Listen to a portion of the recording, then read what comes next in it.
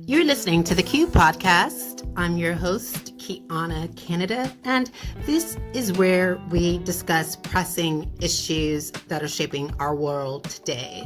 So this is our halftime segment, and today we're talking about an article that was published in the Telegraph called EU Calls for Gendered Language to be Scrapped. This is a wonderful direction that the EU is going. Not everyone agrees with this direction. However, I 100% throw my support behind this direction, and I'm going to tell you why. So the EU has urged legislators and policymakers to abandon gendered language, and this was in a 61-page document compiled by the European Institute for Gender Equality and published in 2019, which outlines offending language and provides alternatives.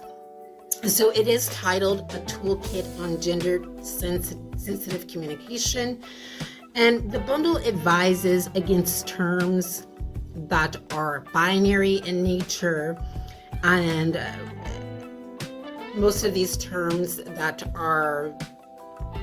the EU suggests should be changed are, I believe, are upholding the patriarchy.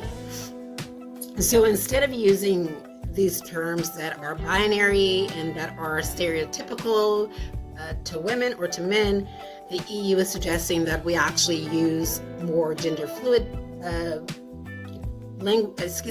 more gender fluid terms, and that this would actually be more inclusive, and I 100% agree. Again, not everyone agrees with this direction. However, I don't see a problem with it, and I 100% agree that this direction will make things better. So, for example, the EU is suggesting that that host should replace master of ceremonies, and I believe that because we know that with fluidity, a male or a female or a trans person or non-binary person could be the host. They also suggest that we use best candidate for the job instead of best man for the job, and I 100% agree, because when we look at best man, there's that word man in that phrase that is of course binary and upholding the patriarchy. So it is important that this word is changed. Further, there is average citizen. The EU is suggesting that we use this phrase average citizen instead of Joe Public. Excuse me. And I agree, because Joe Public, once again, is binary and it is masculine in nature, and average citizen is, of course, non-binary.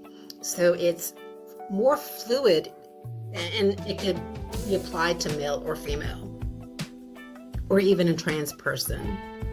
So another suggestion is that instead of that, we should be using like the phrase unclaimed territory instead of no man's land, and for the same reason that man within that phrase is masculine and binary, and this unclaimed territory actually could be the unclaimed territory of any person, right? So the EU is also making other suggestions. For example, instead of having king before queen, the EU is suggesting that we should actually, do a swap and put queen before king. Excuse me. And I think that is a wonderful suggestion. I think that is a way to recognize that there is equality, that there are changing times. And I believe that these policies are moving with society and how people are identifying today. So wonderful direction that the EU is going in. I 100% support this direction. I would also say that although there are some people that disagree with this direction, and of course a lot of those persons that disagree are conservatives, I 100% think that there's nothing wrong with this direction. I think that this direction is going to bring a lot of equity and equality, and that it will remove a lot of the confusion in everyday conversations. And this has been an episode of the Q Podcast, your halftime segment. We'll be speaking to you soon. Bye-bye.